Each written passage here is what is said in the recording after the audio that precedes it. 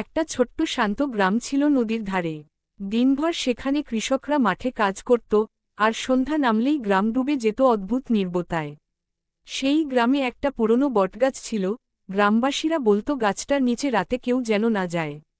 বিশ্বাস করা হতো, বহু বছর আগে এক বৃদ্ধা মহিলা সেই গাছের নিচে মারা গিয়েছিল।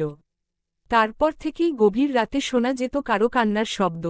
একবার এক যুবক কৌতূহল নিয়ে গেল গাছটার কাছে। রাত তখন প্রায় 12টা। চারদিকে কুয়াশা, হাওয়া হুহু করে বইছে।